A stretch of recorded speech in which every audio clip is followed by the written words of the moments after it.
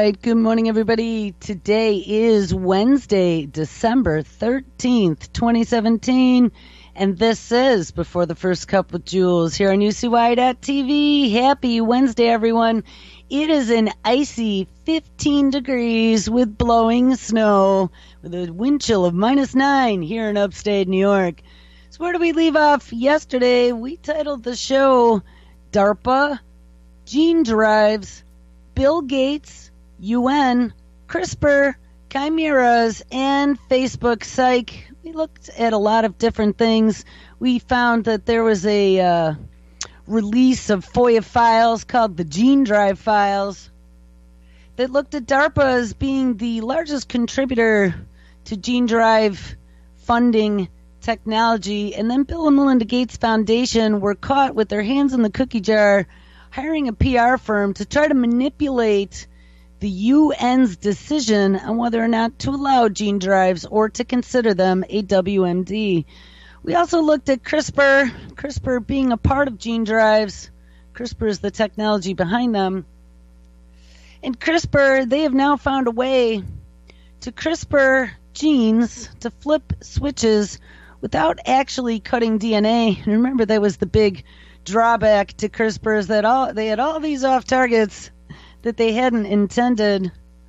But if you just imagine some of the stuff that we have going on here, we have looked across the spectrum, no pun intended, at all the different ways that they are able to use technology to flip biological switches that they are now using to, in one way or another, suck us into the machine. Of course, it's going to be a cure for cancer.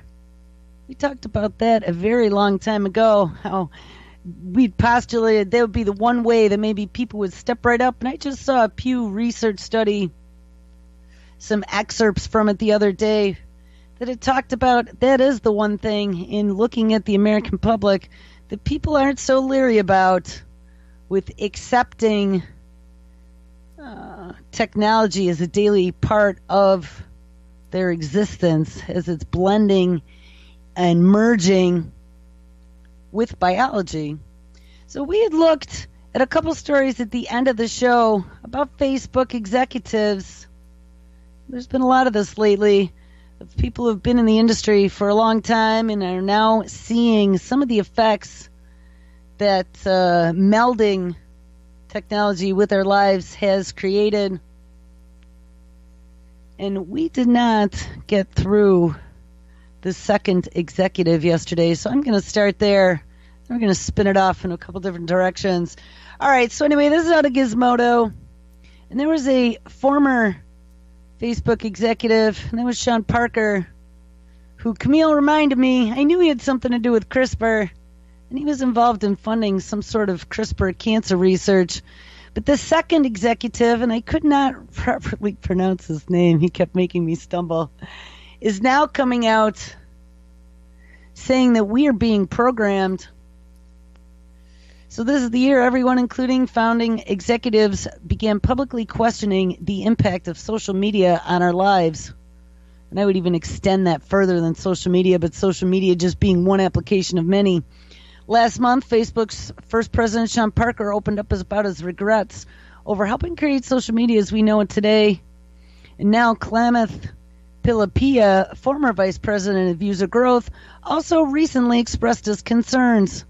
During a recent public discussion at the Stanford Graduate School of Business, Pilapia, who worked at Facebook from 2005 to 2011, told the audience, quote, I think we have created tools that are ripping apart the fabric of how society works.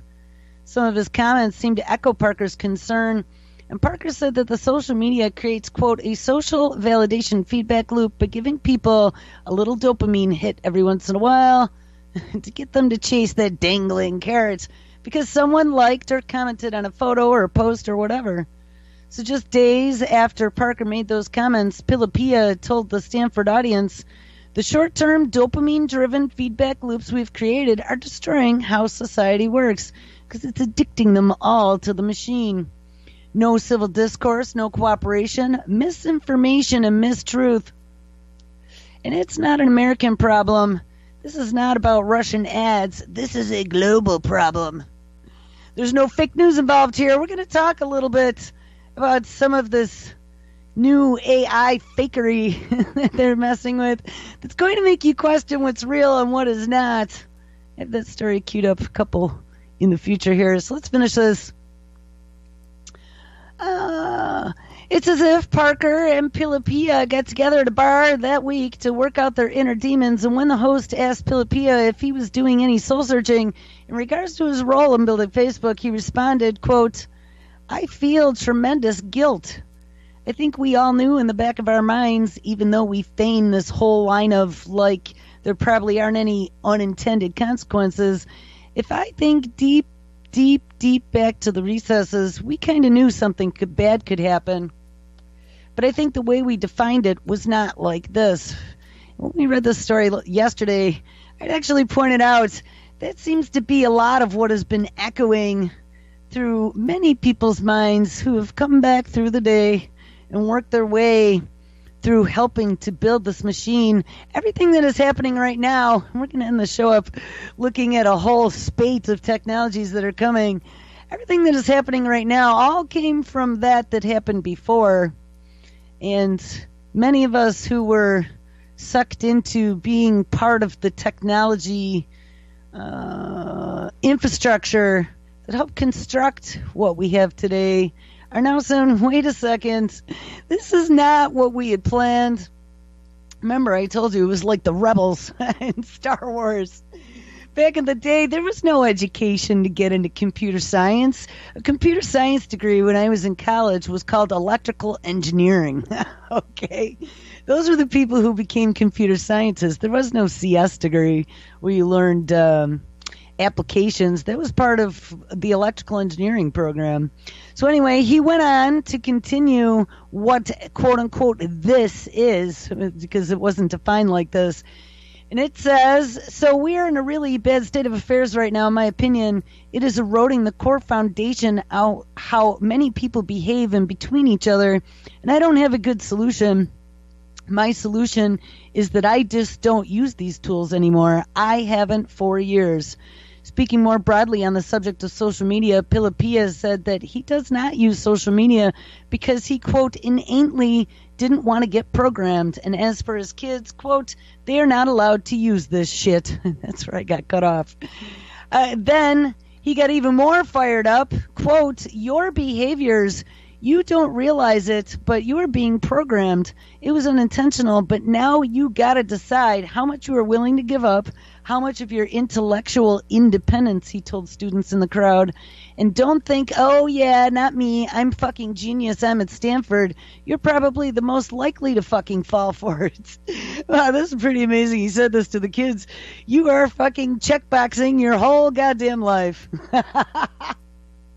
So there you have it. That is a former executive from Facebook speaking to students at Stanford.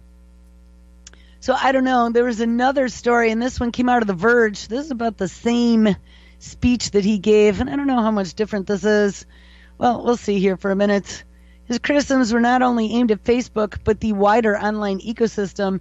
The short-term dopamine-driven feedback loops we've created are destroying our society. Works, he says, referring to online interactions driven by hearts, likes, thumbs up, and there is no civil discourse, no cooperation, misinformation, mistruth, and this is not an American problem.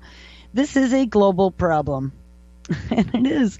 This is enslaving humanity, guys. This is getting people sucked into the machine.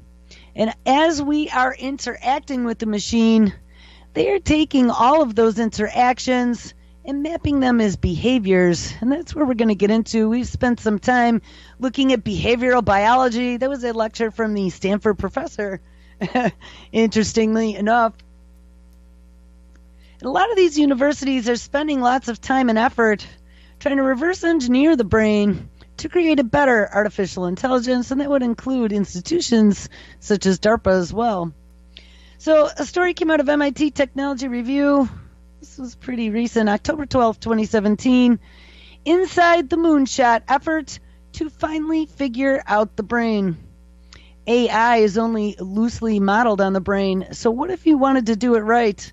you would need to do what has been impossible until now, and that is map what actually happens in neurons and nerve fibers.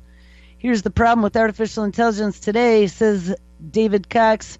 Yes, it has gotten astonishingly good, from near perfect facial recognition to driverless cars and world champion Go-playing machines.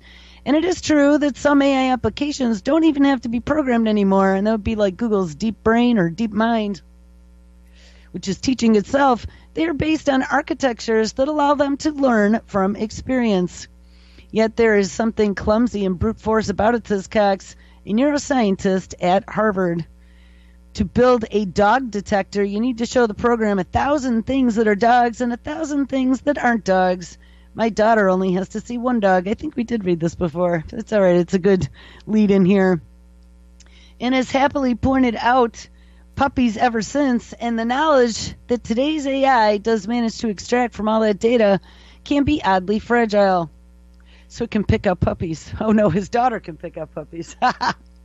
And some artful static to an image, noise that humans wouldn't even notice, and the computer might even mistake a dog for a dumpster, and that's not good if people are using facial recognition for, say, security on smartphones. Yeah. Oh, look, as I scroll down, there's a little mini brain in a freaking test tube. Oh, God. So to overcome such limitations, Cox and dozens of other neuroscientists and machine learning experts joined forces last year for the Machine Intelligence from Cortical Networks Initiative, and that is by DARPA, and it is acronymed Microns, which is a $100 million effort to reverse engineer the brain. It will be the neuroscience equivalent of a moonshot, says Jacob Volkelstein, who conceived and launched Microns when he was a program officer for the Intelligence Advanced Research Project Agency. So this is IARPA, not DARPA, which is the U.S. Intelligence Community's research arm, their equivalent of DARPA. He is now, so this is the project, the Apollo project they're working on with George Church to barcode neurons. He is now at the venture capitalist firm Camden Partners in Baltimore. And Micron's researchers are attempting to chart the function and the structure of every detail in a small piece of a rodent cortex. It is a testament to the brain's complexity that a moonshot is needed to map even a tiny piece of this cortex, a cube measuring 1 millimeter on a slide and the size of a coarse grain of sand. But this cube is thousands of times bigger than any chunk of brain that anyone has tried to detail, and it will contain roughly 100,000 neurons and something like 1 billion synapses and junctions that allow nerve impulses to leap from one neuron to the next.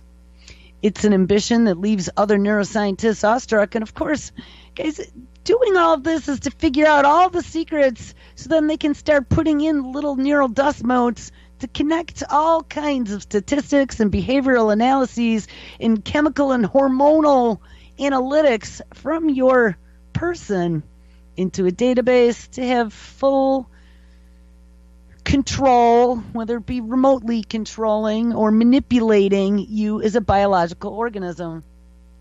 They'll make you a cyborg. It's true. I think what they are doing here is heroic, says Eve Martyr, who has spent her entire career studying a much smaller neural circuit and Brandeis University. It's amongst the most exciting things happening in neuroscience, says Conrad Cording, who does computational modeling of the brain at the University of Pennsylvania. The ultimate payoff will be, listen to this, the neural secrets, ding, ding, ding, mined from the project's data, principles that should form what Vogelstein calls the computational building blocks for the next generation of AI.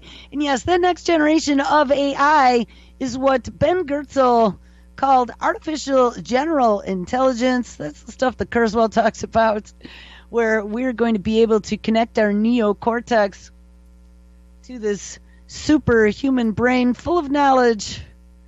It'll be running the globe. This is where they are heading us, to this socialist, share everything, democratized technocracy, where we will all be a part of the Internet of Everything. After all, he says today's neural networks are based on decades-old architecture and some fairly simplistic notions of how the brain works. And essentially, these systems spread knowledge across thousands of densely interconnected nodes analogous to the brain's neurons. These systems improve their performance by adjusting strengths of their connections, but in most computer neural networks, the signals always cascade forward from one set of nodes to the next. The real brain is full of feedback. For every bundle of nerves conveying signals from one region to the next, there's an equal or greater number of fibers coming back the other way. But why? Are those feedback fibers the secret to one-shot learning and so many other aspects of the brain's immense power? Well, you would think about it. I mean, if you're doing real-time feedback, like you touch something hot, oh, Jenny, you just got burned. But you know what? That feedback's going to stick with you. You're not going to do it again and again until that, I don't know, if it was going one way, how would you even tell yourself it was hot? We'd have to bounce to the heat mode or something. But in most computer neural networks, they only go forward, but the brain is full of real feedback, and they send information back the other way. Is this something else going on? Microns should provide at least some answers, says Princeton University neuroscientist Sebastian Sung, who is playing a key role in this mapping effort. In fact, he says, I don't think we can answer these questions without a project like this. So don't feel guilty about it. Don't have any ethics because this is necessary. The Microns team, one led by Cox, one based at Rice University and Baylor College of Medicine, and a third at Carnegie Mellon, which is where Obama did his AI is going to take us all over and change the face of a nation speech before he left, are each pursuing something that is remarkably comprehensive. A reconstruction of all the cells in a cubic millimeter of a rat's brain, plus a wiring diagram, which they call a connectome, showing how every cell is connected to every other cell, and data showing exactly which situations make neurons fire and influence other neurons. In a step, it is to look at the rat's brains and figure out what neurons in that cubic centimeter are actually doing. And when the animal is given a specific visual stimulus, such as a line oriented in a certain way, which neurons suddenly start firing off impulses and which of their neighbors respond. As recently as a decade ago, capturing this kind of data, was difficult to impossible. But this is long before things such as optogenetics and fluorescence and other types of implantation tools. The tools just never existed, Volgestein said. It is true that researchers could slide ultra-thin wires into the brain and get beautiful recordings of electrical activity of individual neurons, but they couldn't record for more than a few dozen at a time because the cells are so packed tightly together. Researchers could also map the overall geography of neural activity by putting humans and other animals into MRI machines, but researchers couldn't monitor individual neurons that way. The spatial resolution was about a millimeter at best. So what broke that impasse was the development of techniques for making neurons light up when they fire in a living brain. To do this, scientists typically seed the neurons with a fluorescent protein, ding ding, that glows in the presence of calcium ions. And those are those calcium gate switches that we've talked about, which surge in abundance whenever a cell fires. That's the on switch. The proteins can be inserted into a rodent's brain chemically, carried by a benign virus, and that would probably be something like the adenovirus, or even encoded into the neuron's genome. Hold on one second, guys. I might have an emergency.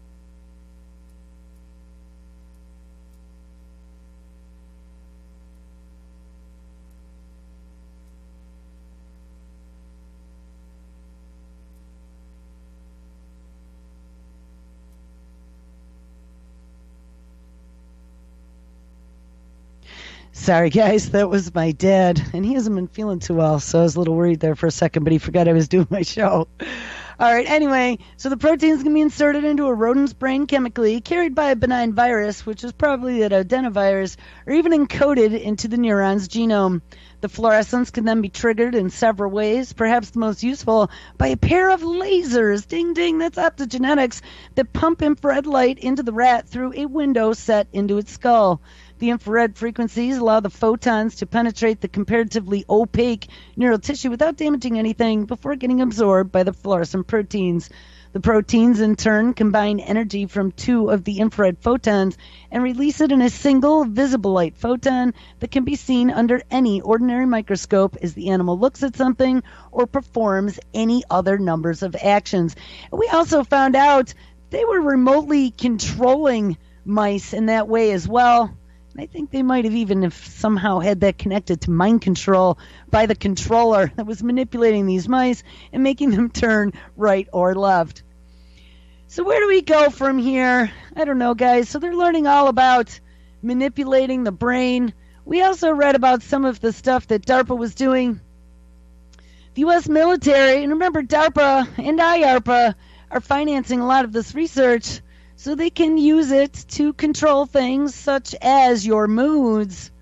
The U.S. military and your behaviors is testing mood-altering AI-controlled brain implants in humans, and we should get excited.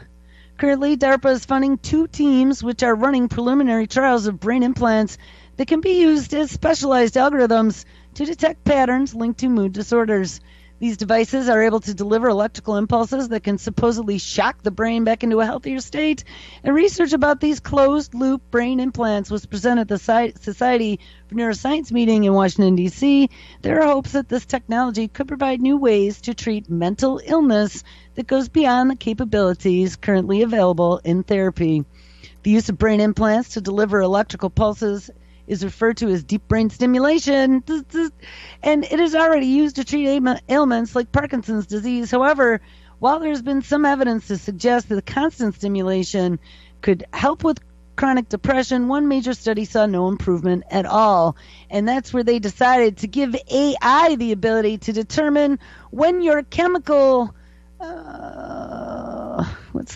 equilibrium is getting out of whack in your brain. It'll give you a little electrical zap that you don't even feel, and it'll bring those back within parameters. This is kind of getting a little scary. And as this is all happening, guys, we have AI that is moving into every part of our lives, not only from outside of us, but inside of us as well. But it can also influence our external environment and make us question what is real and what is not. And these are some of the things where you got to look at the psychology that is happening and how they're making us question everything and really be confused over what we can believe and what we can't. This is how they are faking people out to fall into the big black hole that is technology. This is the matrix that we are being captured inside of. It's like a big buckyball. I remember reading about buckyballs in the late 80s, early 90s, and I thought they were pretty cool, but buckyballs are very complicated. And they can put little cages around things, such as radiation in zeolite. Zeolite has buckyballs inside of it that capture radioactive particles in a cage. Anyway, so here's the next thing. Artificial intelligence is making fake videos that may facilitate the end of quote-unquote reality as we know it. What are we going to trust, it asks. And this is out of sciencealert.com. And they were sharing this out of futurism.com. Anyone worried about the ability of AI to mimic reality is likely to be concerned by NVIDIA's latest offering, and that is an image translation AI that will certainly have you second-guessing anything you see online. So remember, you can't trust anything anymore, not even those alternative media people like Joel. In October, NVIDIA demonstrated the ability of one of their AIs to generate disturbingly realistic images of completely fake people. What? And now that tech company has produced one that can generate fake videos. The AI does a surprisingly decent job changing day into night, winter into summer, and house cats into cheetahs, as well as vice versa. Best or worst of all, this AI does it with much less training than existing systems. Like NVIDIA's face-generating AI, I didn't know that they had one of those. This image translation AI makes use of a type of algorithm called a generative adversarial network. And we've read about those before. They pit against each other. In again, two neural networks work together. All right. The one I read, were pitted against each other by essentially working against each other. There we go. And one of the networks generates an image or video while the other critiques its work. And typically, again, requires a significant amount of labeled data to learn how to generate its own data. For example, a system would need to see pairs of images showing what a street looked like with and without snow in order to generate either image on its own. And however, this new image translation AI developed by NVIDIA researcher Ming-Yu Liu, Thomas Burrell, and Jan Katz can imagine what a snow-covered version of a street would look like without ever actually seeing it. Now, that's kind of frightening. And in this video, there's two side-by-side images, one during the winter and one during the summer, it looks like. And obviously, according to the story, one of those is fake. Liu told The Verge that the team's research is being shared with NVIDIA's product teams and customers, and while he said he couldn't comment on how quickly or to what extent the AI would be adopted, he did note that there are several interesting potential applications. For example, it rarely rains in California, but if we would like our self-driving cars to operate properly when it rains, he says, we can use our method to translate sunny California driving sequences into raining ones to train our self-driving cars. It's going to make it a virtual reality. And beyond such practical applications, the tech could have whimsical ones as well. Imagine being able to see how your future home might look in the middle of winter when shopping for houses, or what a potential outdoor wedding location would look like in the fall with the leaves blanketing the ground. Oh, yeah. All of these insignificant things that you're going to use to sell to the dumb American public. That said, such technology could also have nefarious uses as well. If widely adopted, our ability to trust any video image based solely on what our eyes tell us would be greatly diminished. Video evidence would become admissible in court, and fake news could become even more prevalent online as real videos become indistinguishable from those generated by AI. Of course, right now, the capabilities of this AI are limited to just a few applications, and until it makes its way to the consumer level, we have no way of telling how it will impact society as a whole. For now, we can only hope that this potential of this technology incites discussion about AI and the proper regulation, because clearly the impact of AI is going to reach well beyond the job market. Ding-a-ling-a-ling.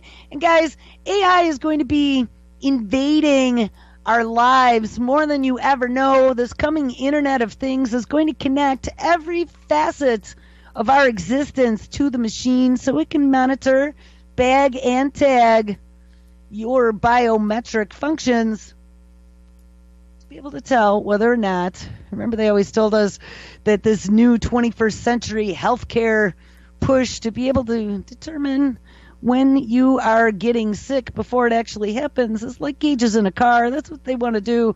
Put you on a dashboard and be able to monitor what is happening. Well, remember, one of the first places they're going to do that, because most people are still not willing to step up for their implants. There's a story that came out of nanowork.com, December 5th, 2017. In a first, 3D printed objects connect Wi-Fi without electronics. Thank you very much for reminding me about this one, Camille. Imagine a bottle of laundry detergent. It's going to make your laundry detergent part of the Internet of Things that can sense when you are running low on soap and maybe send you an email. I added that. And automatically connect to the Internet to place an order for more. University of Washington researchers are the first to make this reality by 3D printing plastic objects and sensors that can collect useful data and communicate with other Wi-Fi connected devices entirely on their own. With CAD models that the team is making available to the public, 3D printed enthusiasts will be able to create objects out of commercially available plastics that can wirelessly communicate with other smart devices. That can make battery-free sliders that control music volume, and a button that automatically orders more cornflakes from Amazon, or a water sensor that sends an alarm to your phone when it detects a leak. Our goal was to create something that comes out of your 3D printer at home and can send useful information to other devices, says the co-lead author and University of Washington electrical engineering doctoral student Vikram Iyer. But the big challenge is, how do you communicate wirelessly with Wi-Fi using only plastic? Well, that is something that no one has been able to do before. But you know what? I recognize this technology when I saw the diagram of it. This is a lot of what they were doing at MIT with being able to use wireless signals to determine the emotions of people in the room, as well as to see through walls. This is using backscatter data. In this backscatter system, an antenna is embedded in a 3D printed object, and it reflects the radio signals emitted by a Wi-Fi router, which is seated on the left in this photo, to encode information that is read by the Wi-Fi receiver in a phone, computer, or other device that is located in this picture to the right. The system is also described in a paper called 3D Printed Wireless Connected Objects. Ding, ding. That's going to be your Internet of Everything, enchanted objects with intelligence everywhere, presented November 30th at the Association for Computing Machinery's SIGG Graph Conference and Exhibition on Computer Graphics and Interactive Techniques in Asia. That was a mouthful. And 2 3D print objects that can communicate with commercial Wi-Fi receivers. The team employed backscatter techniques that allow devices to exchange information.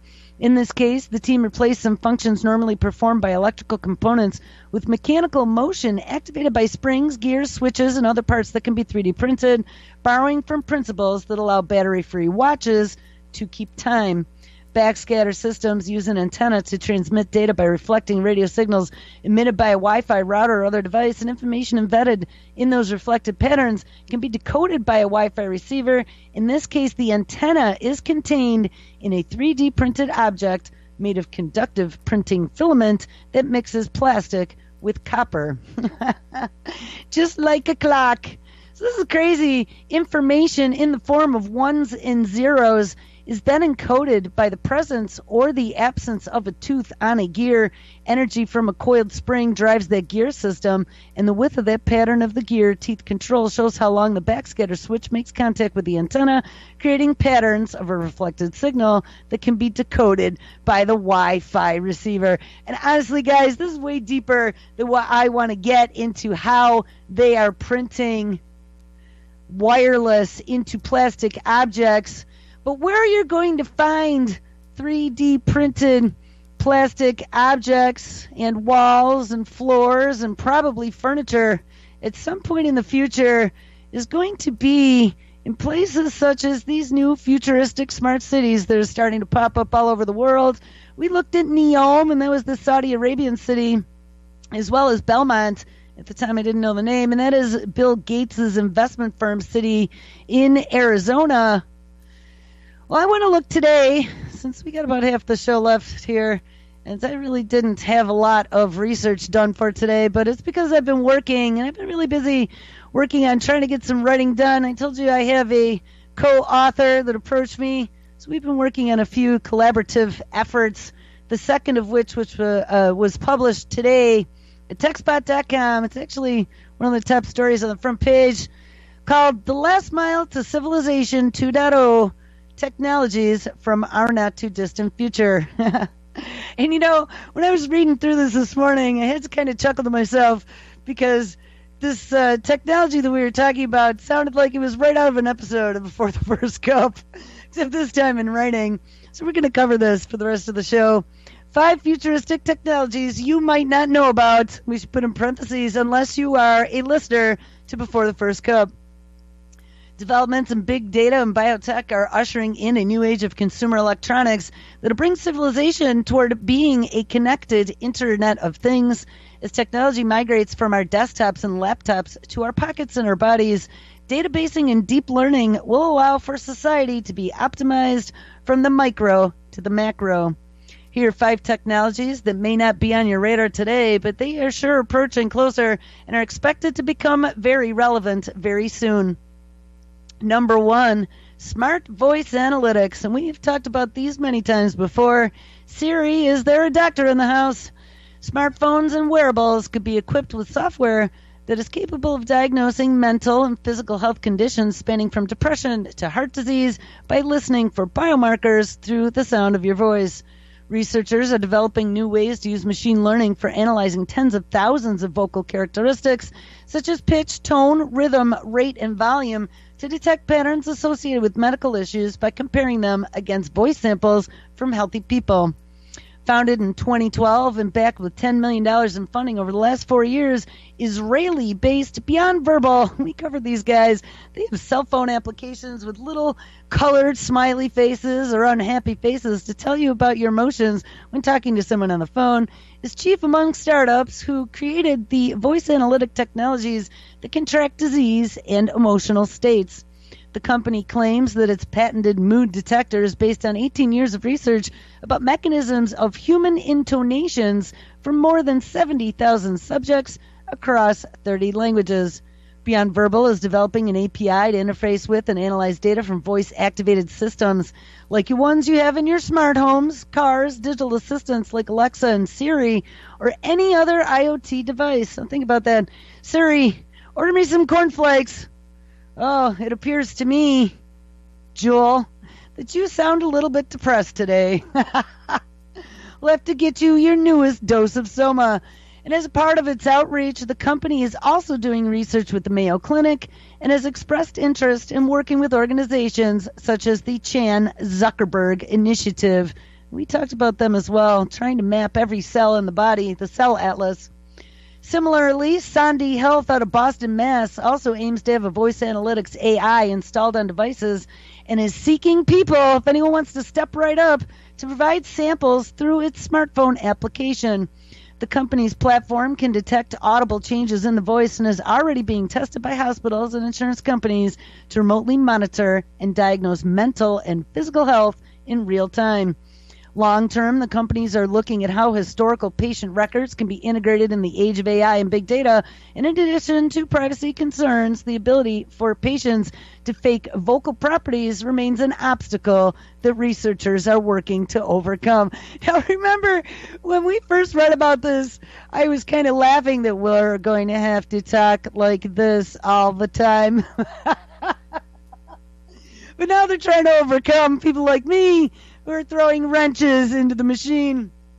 All right, so now the next technology, and this one would be smart contact lenses. Remember, I've always said, don't put it into your eye.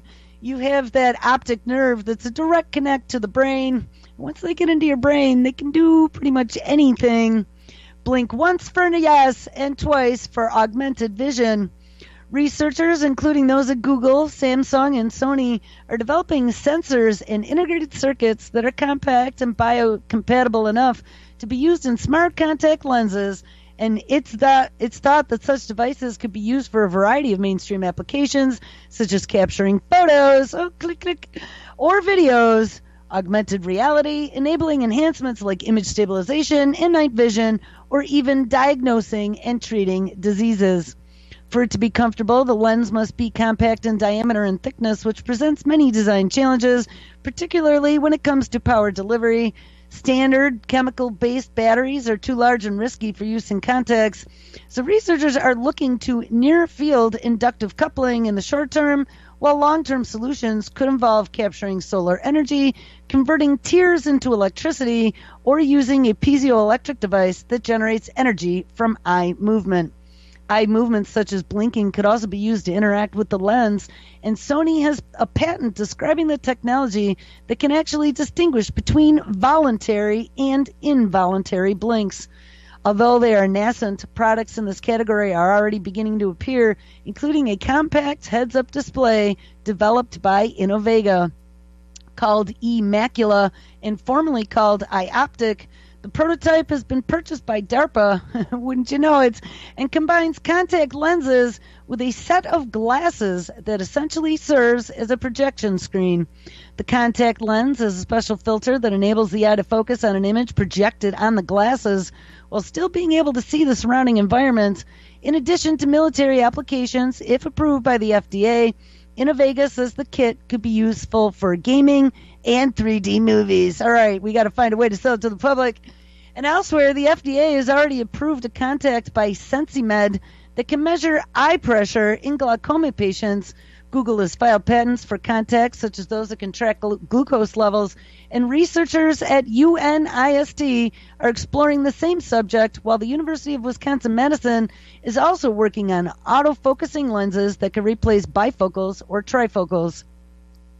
Technology in this realm will largely depend on the availability of extremely compact and affordable biosensors. In addition to external lenses, a Canadian company, and there was a video to this, and I wish I could play it, but I can't, called Optometrics, is currently conducting clinical trials on an injectable and upgradable autofocusing bionic lens that claims it could improve 20/20 vision by 3 times. This is going to make you superhuman. Step right up, be one of the super friends. Future enhancements might include a slow drug delivery system, an augmented reality with an in-eye projection system that can wirelessly access device displays, and superhuman sight that can focus to a cellular level. In its latest press release from June of 2017, Ocumetrics states that clinical approval should follow in the next 2 years for Canada and the EU and 2 to 3 years for the US FDA. Speaking about the potential downsides of this technology during his presentation at the Superhuman Summit 2016, Ocumetrics founder Dr. Webb Garth posited that not having these new lenses might wind up being the biggest drawback, noting that the advantages the early adopters would have. So if you don't get them, Johnny, you're not going to be able to see 7,000 feet. You won't be able to see the fly on the bumper. All right, so now the next category, and this would be non-invasive brain-computer interfaces, or BCIs for short, seamless mind-machine interactivity with the digital world. Conceptualized more than a century ago and demonstrated in 1924 to be capable of measuring electrical activity in the human brain, the EEG, which is the electroencephalography, was heavily researched throughout the 1970s, courtesy of financing from the National Science Foundation and from DARPA, with some of the earliest brain-computer implants dating back to at least the 1990s. As brain research has accelerated in recent years, thanks to the BRAIN Initiative, EEG technology has gotten much cheaper and less intrusive. Today, companies including Facebook are seeking ways to package the technology as a novel consumer product. Although EEG was largely pioneered as a neuroprosthetic technology for impaired individuals, such as those who are paralyzed, non-invasive brain-computer interfaces can now translate activity from the brain speech center into text or some other interaction with a digital device. EEG interfaces typically consist of a headset, skull cap, or armband that convert activity into digital signals, and this allows the technology to read impulses from the nervous system and creates the opportunity for devices that could let you type with your mind, for example, not to mention potential for VR applications and other mediums that could benefit from a seamless brain-computer interface solution. Our old friend Regina Duggan, outgoing head of Facebook's Building 8, also formerly of Google and DARPA, said at the Facebook F8 Developer Conference in April 2017 that the company is developing a non-invasive sensor that can turn thoughts from the speech center of your brain into text on a computer at 100 words a minute. The endeavor has resulted in a partnership between Facebook and more than 60 researchers and engineers from institutions including Johns Hopkins University, the institution that has one of the world's biggest brain databases, as well as UC San Francisco, UC Berkeley, and Washington University. Other upcoming EEG-based technologies, one would be from a company named Neurable. They are working on a brain-controlled system for augmented and virtual reality applications that involves an EEG headset with electrodes alongside an application that analyzes brain activity and converts them into commands. The next company is Control-Labs.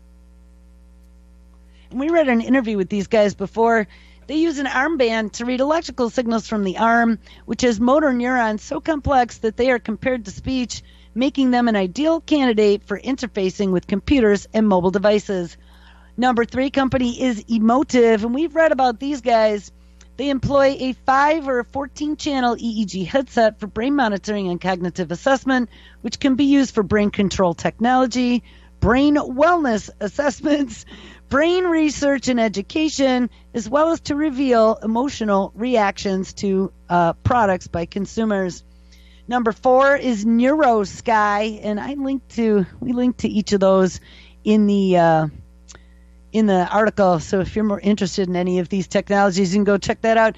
Utilizes a multi-layer approach to full VR immersion goggles and an EEG headset to provide you with, quote-unquote, what they call telekinetic powers in the Matrix, such as the ability to throw a truck with your mind in their game called Neuroboy. And then number 5 is OpenBCI. This is an open-source DIY biohackers toolkit that is Arduino compatible and it is wireless. The package integrates biosensing and biofeedback with open source hardware, which is 3D printed, providing a suite of desktop applications, a software developer kit, and third-party integrations.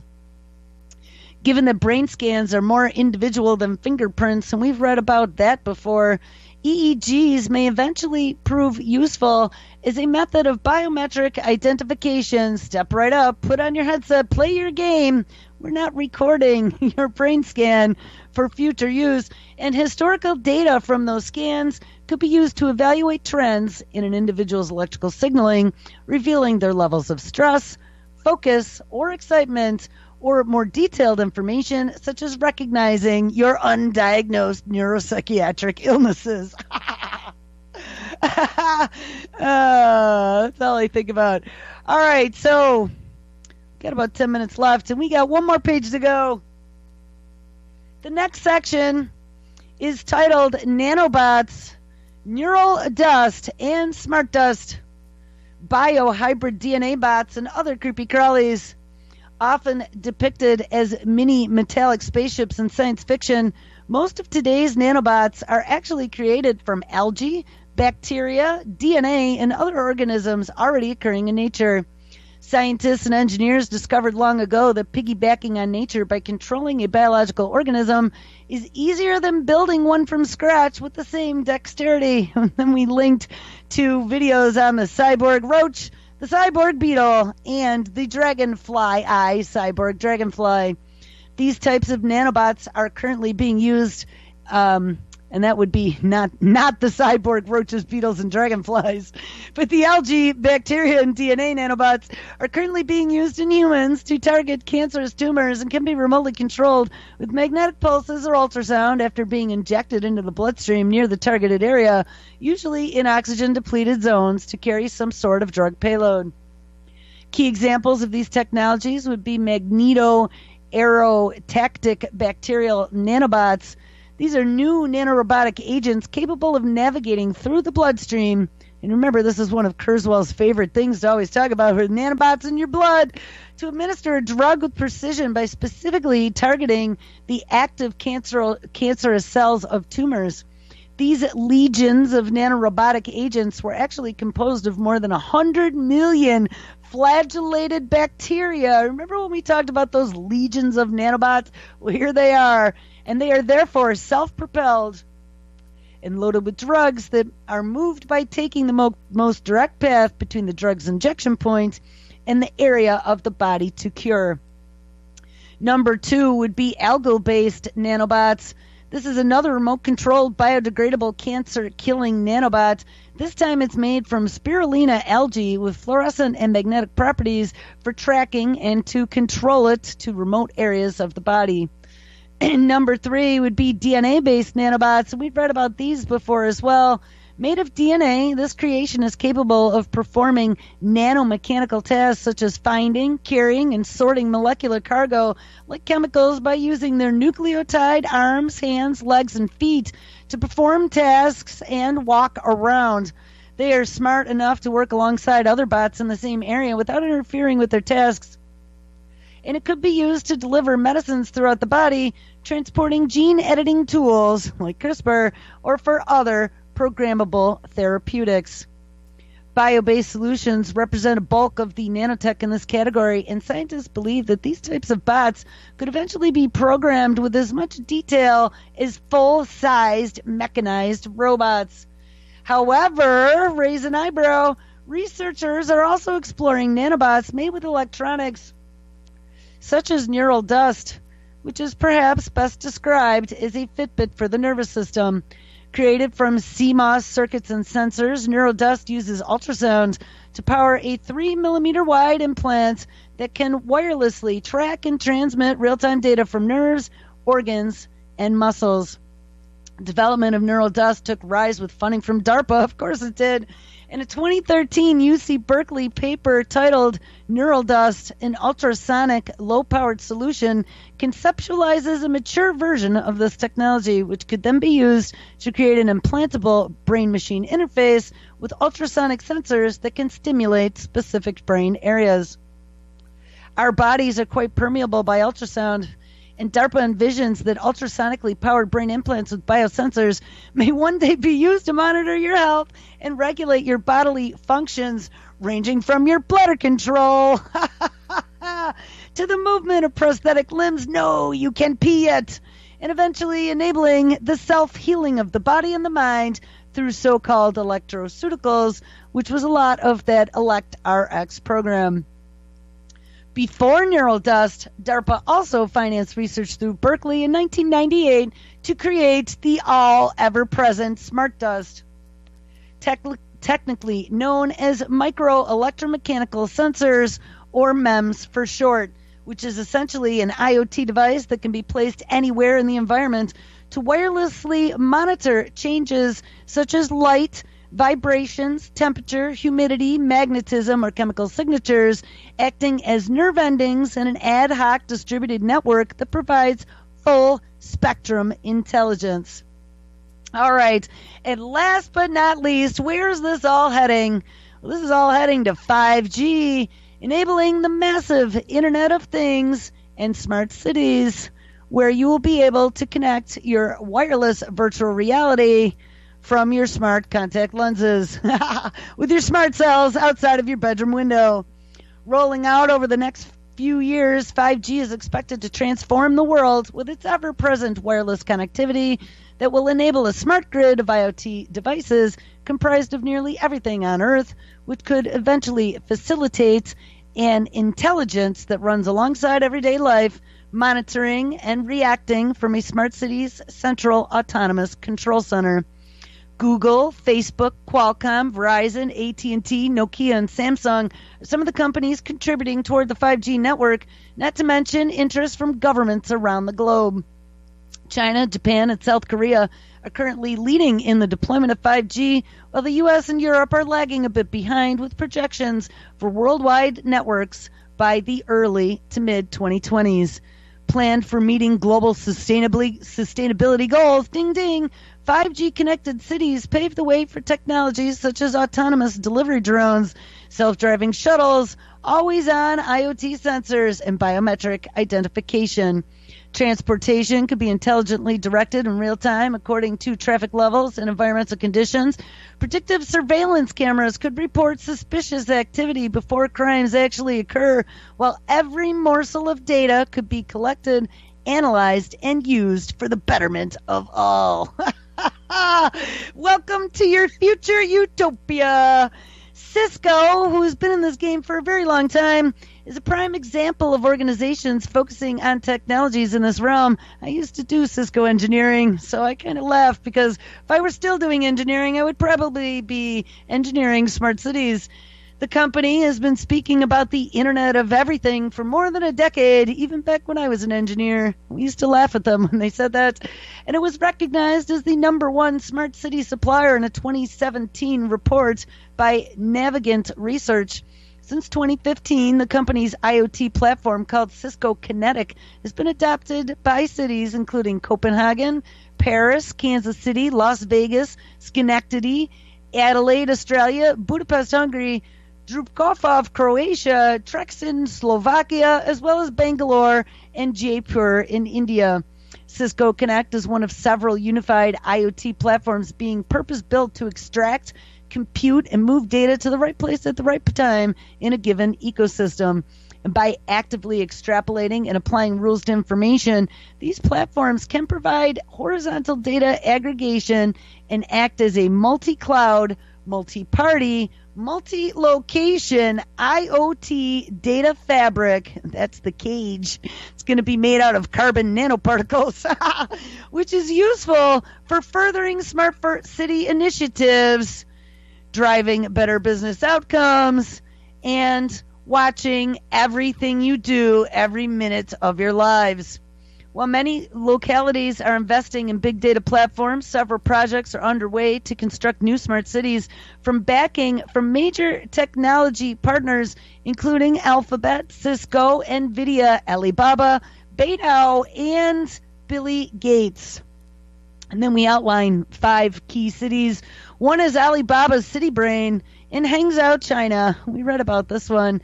Created in collaboration with more than a dozen companies, including Foxconn and HTC, Alibaba's Brain 1.0 uses deep learning and AI to track commutes, purchases, social media, and other interactions for optimizing city functions, such as managing Hangzhou's traffic lights to keep transportation moving and accidents down, or to identify potentially criminal behavior.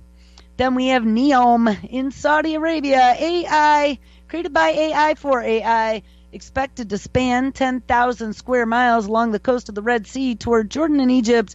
Investors around the globe have committed more than $500 billion to build Saudi Arabia's city of the future. Neom will have its own governmental framework and be powered by technologies such as renewable energy, high-speed wireless connectivity, and artificial intelligence. Project is viewed as a new economic development engine that will fuel biotech, manufacturing, and media development. Sidewalk Labs Internet City in Toronto, Canada, is being developed by Google's sister company, Sidewalk Labs, and they won a competition to test and install their smart city technology. Is a redevelopment project for an 800-acre parcel known as Quayside on Toronto's Lake Ontario waterfront. The area will be built with emerging technologies like self-driving taxis and buses, smart street lights, modular buildings, and environmentally managed outdoor spaces to mitigate the weather and maximize being outdoors. Garbage trucks will also be replaced by autonomous vehicles moving garbage through underground tunnels. Singapore, they are going to launch their Smart Nation platform, and I'm going to predict that that is coming to the United States near us someday. Being an island nation that is essentially a large city, Singapore has taken the unique opportunity to become the first smart nation, connecting all of their traffic management, their elder care, elder monitoring, air quality control, and citizen services. The country is calling it a national operating system for 100 million objects, and the City Brain can provide real-time data monitoring and a central graphical dashboard. All right, guys, have an awesome Wednesday. Take care.